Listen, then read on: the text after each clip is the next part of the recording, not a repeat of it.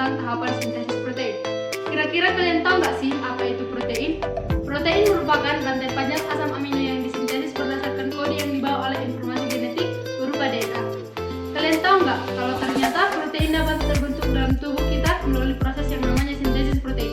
Apa sih sebenarnya sintesis protein itu? Sintesis protein merupakan proses pembentukan protein yang melibatkan peran DNA dan RNA.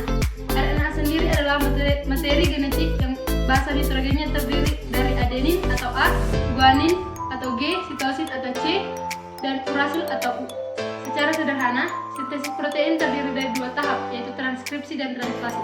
Yuk kita simak penjelasan lebih lengkapnya mengenai tahapan sintesis protein. Tahapan proses transkripsi. Di dalam nukleus, RNA polimerase akan memisahkan untayan DNA menjadi dua dengan cara bergerak dari terminator ke promoter. Ketika RNA polimerase sampai di promoter, maka proses ini dinamakan dengan inisiasi. Selanjutnya, RNA polimerase akan kembali berjalan menuju terminator akan membentuk mRNA. Proses ini dinamakan dengan eligasi. Ketika RNA polimerase dan mRNA telah mentempat di terminator, maka proses transkripsi selesai. 2. Translasi. Proses penerjemahan urutan nukleotida yang ada pada molekul mRNA menjadi rangkaian asam amino yang menyusun suatu polipeptida atau protein. Proses translasi. Ketika mRNA terbentuk, maka mRNA atau RNA pembawa pesan bisa membawa kode hasil salinan DNA ke ribosom. mRNA berisi kumpulan dari kodon-kodon DNA. Setelah tiba di ribosom, maka proses translasi dapat dimulai. Pada proses translasi, rangkaian kodon-kodon akan membentuk asam amino. Pada gambar ini dapat kita lihat, kodon UGG akan membentuk asam amino tripsin. Kodon UUU akan membentuk asam amino fenilalanin.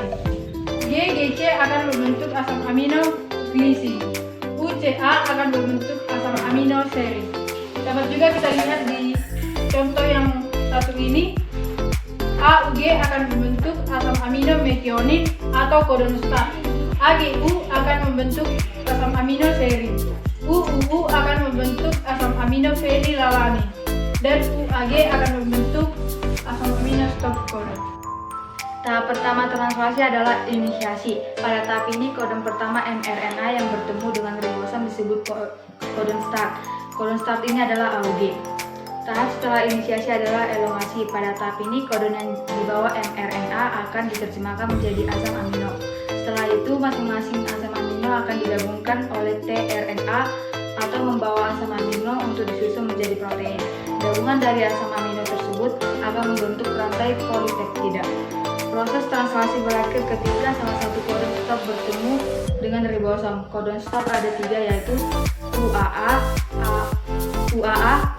UAG, dan UGA.